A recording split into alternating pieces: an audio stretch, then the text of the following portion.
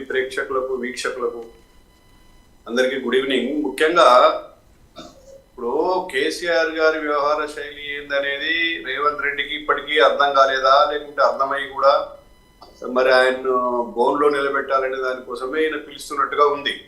అంటే వ్యూహంతో పిలుస్తున్నారా? ఉదాహరణకు మీకు ఆయన ప్రమాణ స్వీకారం చేసే రోజే అర్థమైపోవాలి. సాధారణంగా ఎవరైనా ప్రభుత్వం ఓడిపోయినా కూడా అంతకంటే ముందు ముఖ్యమంత్రి చేసిన వ్యక్తులు మళ్ళీ వచ్చే ముఖ్యమంత్రులను అభినందించడం, మళ్ళీ ప్రభుత్వాన్ని అభినందించడం, లేకుంటే ప్రమాణ స్వీకారాన్ని కూడా స్వయంగా వెళ్ళి పాల్గొనడము, ఇవన్నీ కొన్ని సాంప్రదాయాలు ఉన్నాయి. చాలా రాష్ట్రాలలో అది పాటిస్తారు. నేను ఇటీవల ఒరిస్సాలో చూశాను. నవీన్ పట్నాయక్ అంతకుముందు 25 సంవత్సరాల దగ్గర ఆయన సీఎం గా చేశాడు. ఓడిపోయాడు పాపం. మొన్న ఓడిపోతే నెక్స్ట్ బీజేపీ ప్రభుత్వం ఏర్పడితే ప్రమాణ స్వీకారానికి హాజరయ్యాడు అతను. ఖచ్చితంగా అటువంటి సంప్రదాయాన్ని ఎన్నో ఏళ్ళుగా చూస్తున్నాం మనం. ఆయన విలువ పెరిగిందా తగ్గిందా? కానీ ఇక్కడ ఏం జరిగింది? ప్రమాణ స్వీకారం రోజు ఆయన ఆల్రెడీ అక్కడికి వెళ్ళిపోయాడు. ప్రగతి భవన్ ఖాళీ చేసేసి కనీసం ప్రజలకు కూడా కనీసం ఒక పత్రికా దీని ద్వారా కూడా ఏ సందేశము ఇవ్వలేదు. దాదాపుగా ఇంకా ఆ రోజు నుంచే కంప్లీట్ సైలెంట్ అయిపోయాను. ఎక్కడ దేనిలో పార్టిసిపేట్ చేయడం లేదు, అసెంబ్లీ పోవడం లేదు.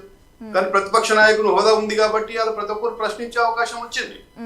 కాబట్టి అది టీఆర్ఎస్ వాళ్ళు ఆలోచించుకోవాలి. బీఆర్ఎస్ వాళ్ళు ఎంతసేపు మేము లేమా అని కేటీఆర్ లేకుంటే మేము లేమా అని హరీష్ రావు చెప్పినంత మాత్రం సరిపోదు. ఎందుకంటే they are not the opposition leaders. వాళ్ళకు ఎన్నికే కాబడినటువంటి ఒక శాసనసభ్యులు, ప్రతి శాసనసభ్యుడికి ప్రశ్నించే అవకాశం ఉంటది. కానీ ప్రతిపక్ష నాయకుడు అంటే ముఖ్యమంత్రి తర్వాత అసెంబ్లీలో ప్రతిపక్ష నాయకుడే కదా ప్రధాన పాత్ర పోషించాల్సింది. కాబట్టి అది చేయడమే లేదు. ఇప్పుడు అర్థం కాలేదంటావా ఇన్ని రోజులు రేవంత్ రెడ్డికి? అర్థమై కూడా ఎందుకు పదే అని పిలుస్తున్నాడు? ఎందుకు ప్రతి సమావేశంలో కూడా కేసీఆర్ ని టార్గెట్ చేసుకుని మాట్లాడుతున్నాడు? ఇది మనం అందరం కూడా మరి ఆలోచించాల్సినటువంటి విషయం. అంటే ప్రజలకు ఆయన పని అయిపోయింది ఇక రాడు అని చెప్పదలుచుకున్నాడా, లేదా రాడని తెలిసి కూడా పిలుస్తున్నాడు? అది ఒక ఆస్పెక్ట్. రెండోది ఏదైతే ఉందో, ఇప్పుడు తెలంగాణ తల్లిని మనము మంచో చెడో సరే, ఆమె తెలంగాణ తల్లి విగ్రహాన్ని రూపకల్పన చేసినప్పుడు ఒక దొరసారి లాగుందనో లేకుంటే రకరకాల కొంతమంది వ్యాఖ్యానించారు. ఏది ఏమైనా ఒక విగ్రహాన్ని మనందరం కూడా మనసులలో మనము నెలకొల్పుకున్నాం. మన ప్రతి వ్యక్తి తెలంగాణ తల్లి అంటే ఇట్లుంటది. అంతకుముందు తెలుగు తల్లి, మా తెలుగు తల్లికి మల్లె పూదండ అనే పాట పాడుకునే వాళ్ళం. ఆ తర్వాత అందరం కూడా జయ జయ హే తెలంగాణ జననీ జయ గీతం పాడుకున్నాం కదా. అసలు మా తెలుగు తల్లికి ఎడిపోయిందో ఇక. కాబట్టి ఇప్పుడు రూపం నేను విషయం ఏంటంటే, రూపాన్ని పదే మార్చడం వల్ల రేపు మళ్ళా ఇంకో ప్రభుత్వం వస్తే అప్పుడు మార్చాలనా? మారుస్తామని చెప్తున్నారు కదా బీఆర్ఎస్ పార్టీ నుండి క్లియర్ గా బయటకు వచ్చి మా ప్రభుత్వం అధికారంలో. ఏమంటున్నాంటే, ఇప్పుడు రేవంత్ రెడ్డి గారి ఆలోచన విధానమే తప్పు అని నేను చెప్తున్నా. మీరు విగ్రహాన్ని పెట్టండి, తప్పు లేదు. ఇప్పుడు అక్కడ సచివాలయం దగ్గర పెడుతున్నారు, సరే వెల్కమ్, అందరం కూడా స్వాగతిద్దాం, మంచిదే. కాదు, చిన్న ఇంటరప్షన్ నరసింహనాయుడు గారు. అప్పుడు గత ముఖ్యమంత్రి ఇది బంగారు తెలంగాణ అన్నారు కాబట్టి బంగారు కిరీటంతో తయారు చేయించినట్టుగా కనిపించింది. ఇప్పుడు రేవంత్ రెడ్డి గారేమో ఇది ప్రజాప్రభుత్వం అంటున్నారు. రైతులకి ఎప్పుడు మా అండ ఉంటుంది, ఇది రైతు ప్రభుత్వం ప్రజాప్రభుత్వం అంటున్నారు. మరి దానికి తగ్గట్టుగా ఏమన్నా రూపాన్ని మార్చారా? అంటే మళ్ళా పేదరికంతో కూడినటువంటి తల్లిని ఆవిష్కరించబోతుర్రా? ఇంతవరకు కూడా ఇప్పుడు 9వ తారీఖు అంటే ఇంకా 2 రోజులే ఉంది కదా. కనీసం ఇట్లా ఈ రూపంలో ఉంటదని బహిర్గతం చేశారా కాంగ్రెస్ వాళ్ళు? ముసుగేసి దాన్ని వీళ్ళు ఏది ఇచ్చిన డిజైన్ ఆ డిజైన్ ప్రకారం తయారు చేసి పెట్టారు. రేపు ప్రజలు, ఇప్పుడు నేనేమంటున్నా అంటే, నా తల్లి అతి కడు పేదరికంలో మమ్మల్ని పెంచి పెద్ద చేసింది. కానీ నేను అంతో ఇంతో నేను కొంత అభివృద్ధి చెందిన తర్వాత కూడా నా తల్లిని నేను అట్లే ఉండాలని కోరుకుంటానా? అది సింపుల్ విషయం. ఇవన్నీ కూడా అసలు మనం ఇట్లా చర్చించుకోవడమే కరెక్ట్ కాదనిపిస్తుంది. ఎవరైనా తన తల్లిని ఒక ఉన్నత ఒక ధనవంతమైన స్థితిలోనే ఊహించుకుంటాం కదండి. అంటే ముందు ఉన్న విగ్రహాన్నే ఉంచి ఉండాల్సింది, ఇప్పుడు మార్చడం అవసరం లేదు అనేది బీజేపీ వారి పాయింట్.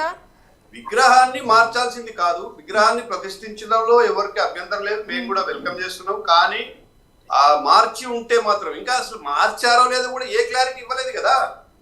అప్పుడు ఎలక్షన్స్ ముందో లేకుంటే అంతకు ముందు వీళ్ళు ఇచ్చినటువంటి స్పీచ్ల ఆధారంగా ఇలా అందరం ఊహించుకుంటున్నాం. అంటే కొన్ని ఊహా చిత్రాలో లేకపోతే అది అఫీషియల్ లో కానీ కొన్ని ఇమేజెస్ సర్క్యులేట్ అవుతున్నాయి సోషల్ మీడియాలో. లేదు, అవన్నీ కూడా అఫీషియల్ గా కాదు, అవన్నీ ఎవరికి వాళ్ళు ఊహించుకొని చెప్పాలి. ఇప్పుడు కాంగ్రెస్ మిత్రుడు సతీష్ మిత్రుడు ఉన్నాడు కదా, చెప్పాలి మరి నిజంగా కూడా మీరు ఏదన్నా అధికారికంగా విడుదల చేశారా, ప్రజల ఆమోదం చర్చకు పెట్టారా, ప్రజలు ఆమోదించారా అంటే మీ ఇష్టమేనా? అంటే మీరేమన్నా ఇంకో 100 సంవత్సరాలకు 500 సంవత్సరాల కోసం ఎన్నిక కాబడ్డారా? 5 సంవత్సరాల కోసం మీరు ఎన్నిక కాబడ్డారు. సో కొన్ని విషయాలు ఎట్లుంటాయండి, ప్రజల సెంటిమెంట్ లేకుంటే ప్రజల అభిప్రాయాలు కొన్ని మనం చూస్తుంటాము. ఏదైనా ప్రభుత్వం వచ్చినా కూడా ఫ్లిబిసైట్ పెడతారు. అంటే కొన్ని విషయాలలో జటిలమైన విషయాలలో ప్రజాభిప్రాయ సేకరణ చేస్తుంది ప్రభుత్వం కూడా. అట్లా ఉండాలి. నేనేమంటున్నా అంటే మనము అనవసరంగా తెలంగాణ తల్లిని కూడా రాజకీయాల్లోకి లాగి చేయడం కరెక్ట్ కాదనేది నా ఉద్దేశం. రెండోది, ఇప్పుడు డిసెంబర్ 9 నాడు మేము తెలంగాణ తల్లి విగ్రహావిష్కరణ తేదీని నిర్ణయించుకున్నాం. డిసెంబర్ 9 ఆకాంక్షలు నెరవేరినాయా అండి? మళ్ళీ 23 అంటే ఒక 14-15 రోజుల లోపలనే దాన్ని ఉపసంహరించుకున్నారు కదా ఆ ప్రకటనను. ఏ చిదంబరం అయితే డిసెంబర్ 9 నాడు ప్రకటించిండో అదే చిదంబరం డిసెంబర్ 23 ఉపసంహరించుకున్నాడు. మీకు ఆ తేదీ కూడా కరెక్ట్ కాదు. మీరు ఏదైతే అది ఒక మరి ఒక డిసెంబర్ 9 కానీ మీ తెలంగాణ ప్రకటన కానీ అదే విధంగా ఉండుంటే అన్ని వందల మంది మన బిడ్డలు చచ్చిపోయేటోళ్ళ, ఆత్మహత్య చేసుకుంటోళ్ళ. ఒక ప్రపంచంలోనే ఒక నిజంగా కూడా చెప్తున్నా, చిన్నపాటి వైలెన్స్ లేకుండా ఎవరికి వారు ఆత్మాహుతి చేసుకొని తెలంగాణను సాధించుకున్నారు. ఒక శ్రీకాంతాచారి చనిపోయిన రోజు పెట్టనుంటివి చాలా ప్రజలు మిమ్మల్ని మెచ్చుకునేవాళ్ళు.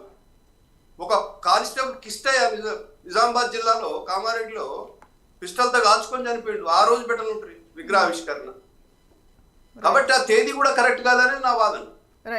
కాబట్టి ఏదేమైనా కూడా పదే కేసీఆర్ ని లాగడం వల్ల పెద్ద ఉపయోగం లేదు. ప్రజలు నిర్ణయించారు ఆల్రెడీ ఆయన ప్రతిపక్షం ఉండమని. ప్రతిపక్ష పాత్ర కూడా పోషిస్తలేడు. పోషించకపోతే రేపు ప్రజలే ఆలోచిస్తారు కదా. మీరెందుకు ఆయన పదే లేని అంటే అంత ఆహ్వానం పలకాల్సిన అవసరం లేదా ముఖ్యమంత్రి గారికి? అంటే పట్టించుకోవాల్సిన అవసరం లేదంటున్నారా? మీరు ఒక ఆహ్వాన పత్రిక పంపండి, వస్తే వస్తారు, లేకపోతే లేదు. అది వాళ్ళ విజ్ఞతకు వదిలేయాలి. రైట్. సాదిక్ గారు, తెలంగాణ